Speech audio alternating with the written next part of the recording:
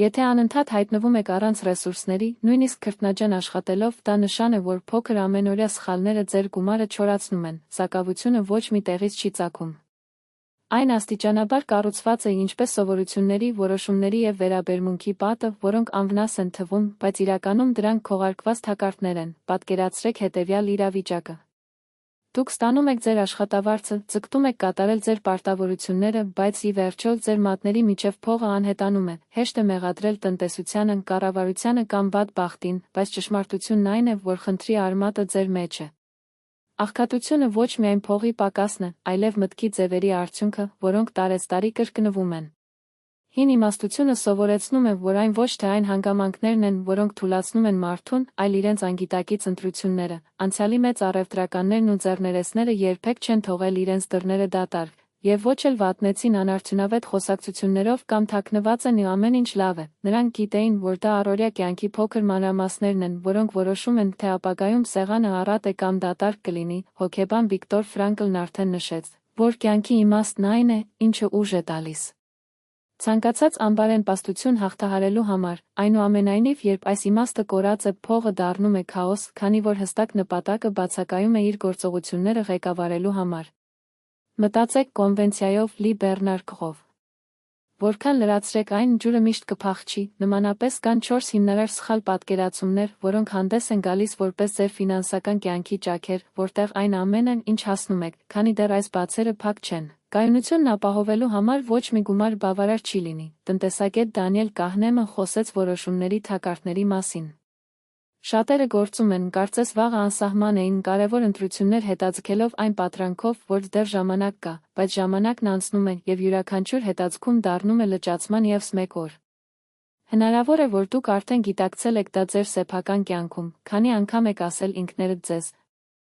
այս մշուշոտ խոստումները տարիներ շարունակ են քաշվում եւ կորցրած ժամանակը չի վերադառնում։ Սուրերը միշտ շեշտել են, որ բարգավաճումը սկսվում է պատասխանատվությունից տվյալ բառով, ծախսված գումարների համար, ներդրված ժամանակի համար։ Նրանք, ովքեր չեն սովորում կառավարել փոքրիկը, երբեք չեն կարողանա շատ կառավարել։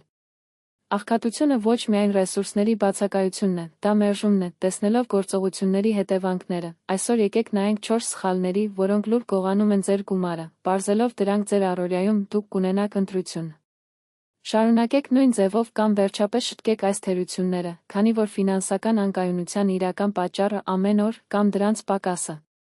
Այս սխալ պատկերացումների առաջին եւ նուրբ նուրբությունն է ապրել առանց հստակ նպատակի։ Կարող եք անխոնջ աշխատել, բայց եթե չգիտեք, թե ուր եք գնում, փողը կվերանա ձեր մատների միջև ավազի նման։ Հետևաբար, հրեական ավանդույթը միշտ սկսվեց էական հարցով. Որն է ձեր աշխատանքի նպատակը։ Առանց այս պատասխանի, ցանկացած հարստություն դառնում է բեռ, այլ ոչ թե գործիք։ Ֆրանկլն արդեն ասել է, որ մարդը աջակցում է ամենավատ պայմաններին, երբ նա ունի ինչու, առանց դրա։ Մինչև բարձր աշխատավարձը գոհունակություն չի բերում, անձին հանգեցնում է ուժը լրացնելու իմպուլսիվ գնումներով, շեղումներով կամ մակերեսային կարգավիճակով, փողը դառնում է անալգետիկ, ներքին ցավի համար, բայց ապաքինվելու փոխարեն, խնդիրը միայն վատանում է։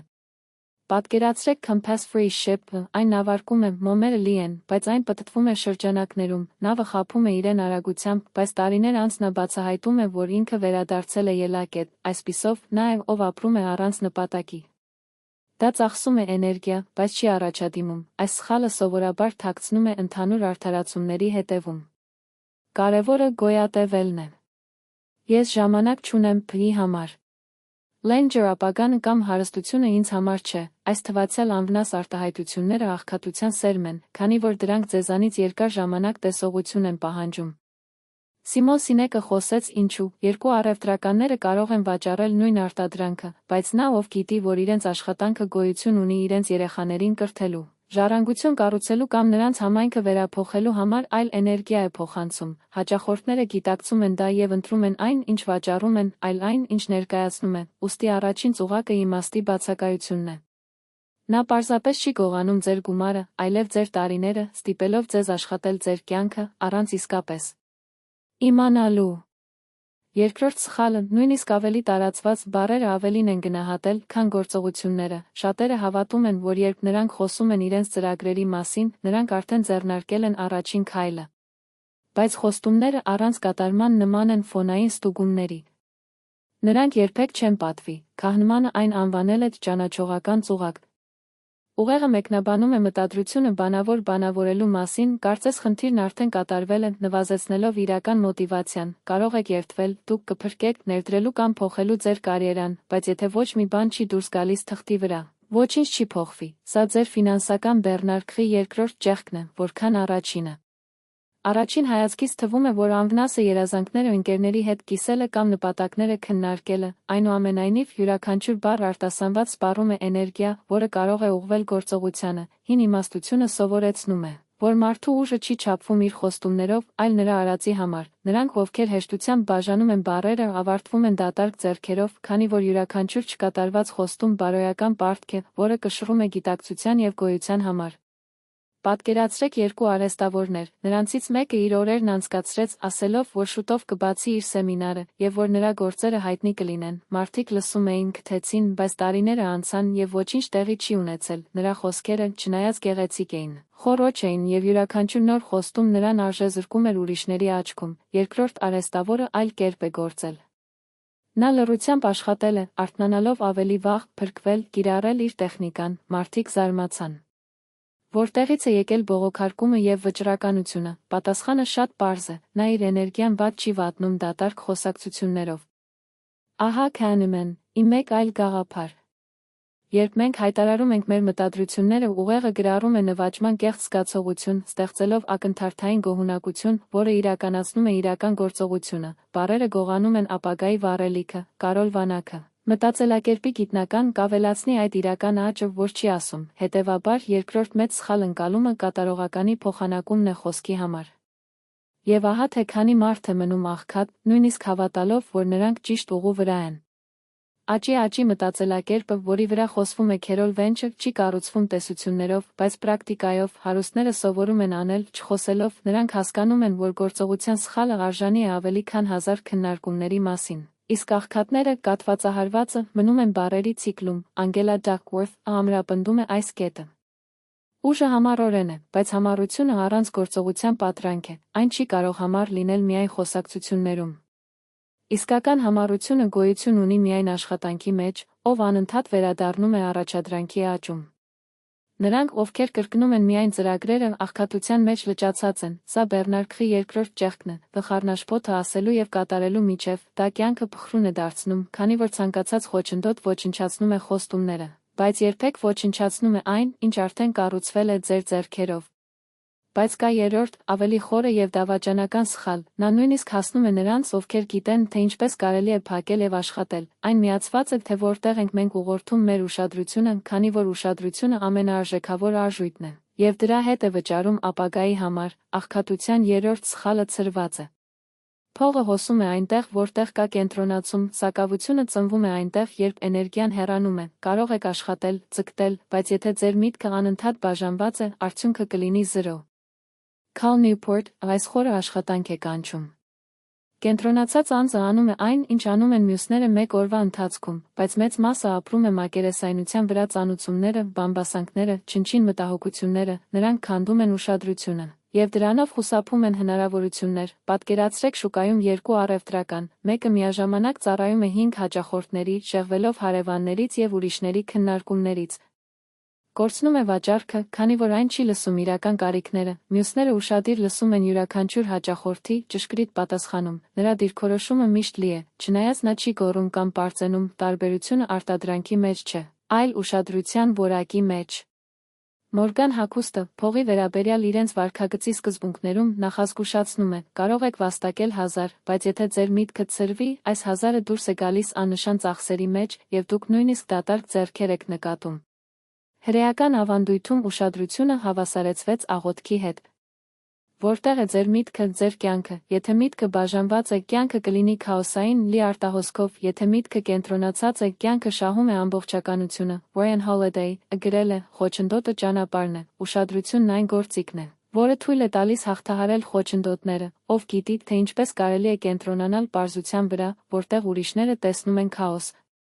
Ով շեղվեց, աննպատակ թափառում էր, աղքատության երրորդ սխալը մերժելն է մարդու ուշադրությունը գերակշռելուց, կարող եք մեղադրել աշխատավարձը, շեֆը կամ տնտեսությունը, բայց մինչ ձեր միտքը ցրվում է, կկորցնեք ամեն ինչ, նույնիսկ այն, ինչ արդեն ունեք։ Ուշադրությունը մետաղադրամ է և աղքատները այն ապարդյուն են ծախսում, հարուստը ներդնում է այն, ինչ առաջացնում է վերադարձը, հենց այստեղ է գալիս չորրորդ սխալը, ամենախորը գալիս է, նա գործողությունների կամ կենտրոնացման մեջ չէ, բայց ինտիմ հարաբերությունների մեջ մենք ունենք մեզ հետ իրենց ժամանակ հարգանքի պակասը։ Փողը միշտ կցվում է ժամանակին, քանի որ ժամանակը Scarcest արժույթն է, բայց աղքատը գործում է այնպես, կարծես նա անսահման էր, նրանք ժամեր են վատնում դատարկ խոսակցություններում, աննկատ առաջադրանքներ, զվարճանքներ, որոնք ոչինչ չեն ավելացնում։ Վերջում նրանք ծախսում են իրենց ամենաարժեքավոր ռեսուրսը զրոյական փոփոխության վրա, հրեական իմաստությունը սովորեցնում է, մարդը կարող է վերականգնել կորցրած մետաղադրամը, բայց նա երբեք չի վերականգնվի մեկ րոպե, հարուստը հասկանում է սա։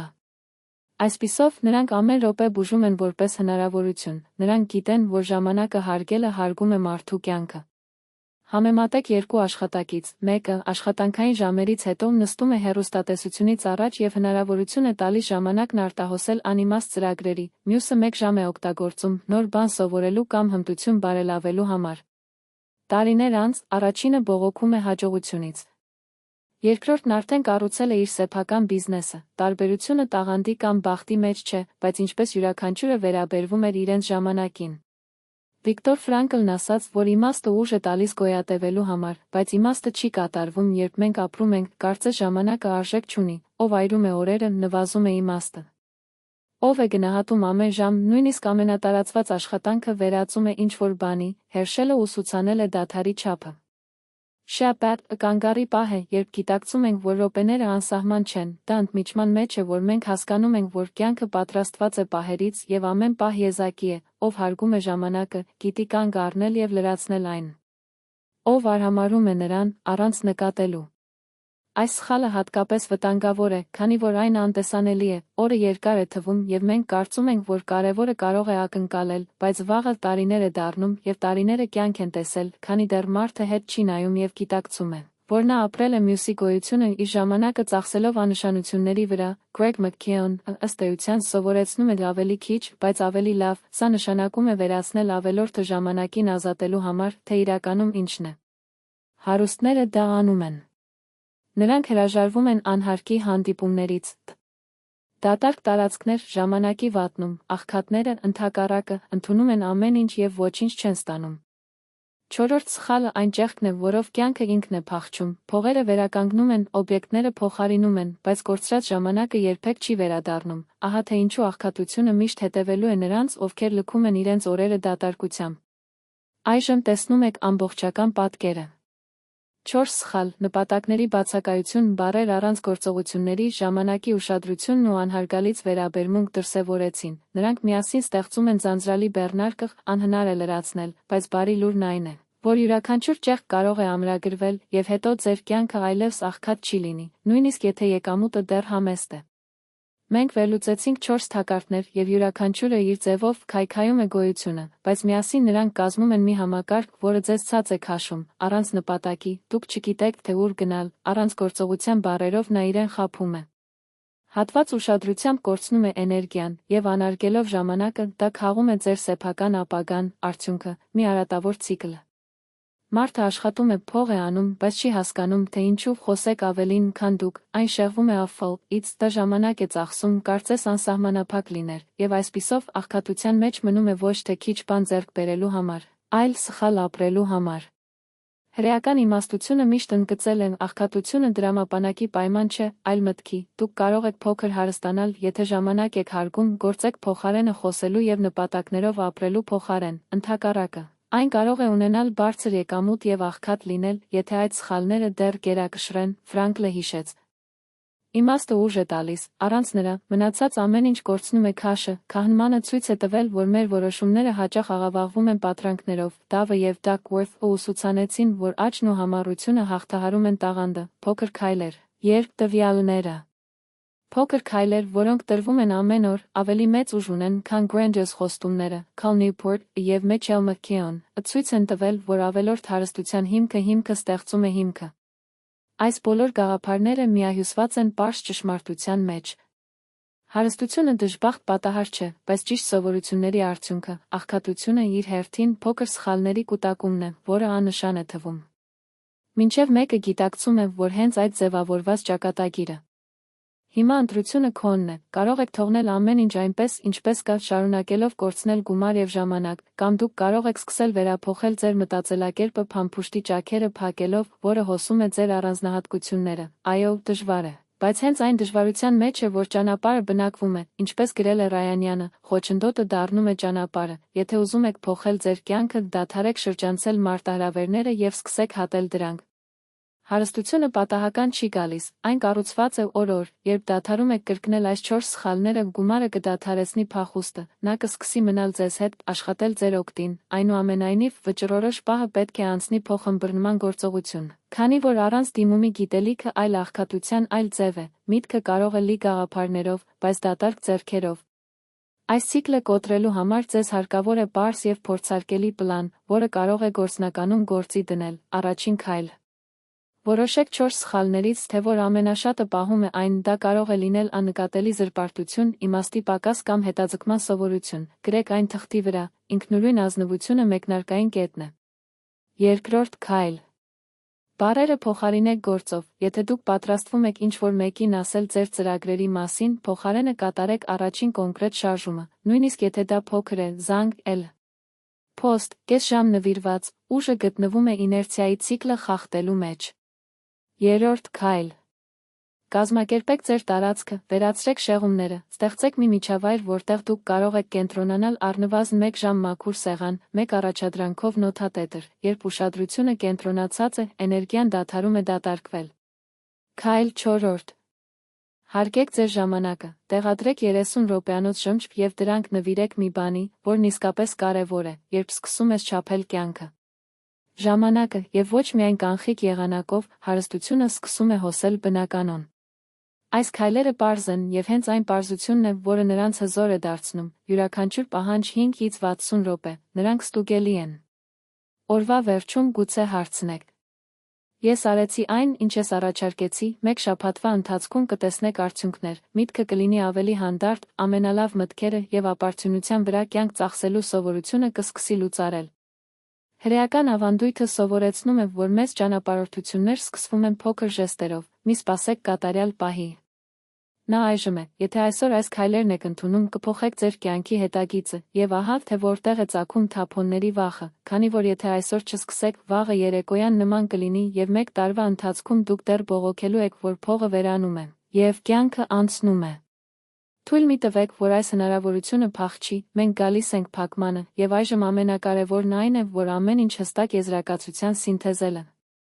Աղքատությունը ոչ միայն փողի պակաս է, այլև մտքերի, սովորությունների եւ խոսքերի օրինակ, նա ապրում է փոքր զրույցով, ցկցկմամբ, կենտրոնանալու անկարողությամբ, հրաժարվելով պատասխանատվություն վերցնել իր ժամանակի համար։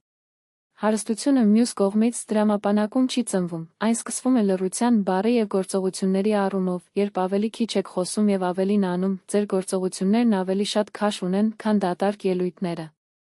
Երբ ընտրում եք լռությունը, որտեղ մյուսները շտապում են ցուցադրել, պահպանում են էներգիան, եւ այս էներգիան վերածվում է գաղափարների, արդյունքների։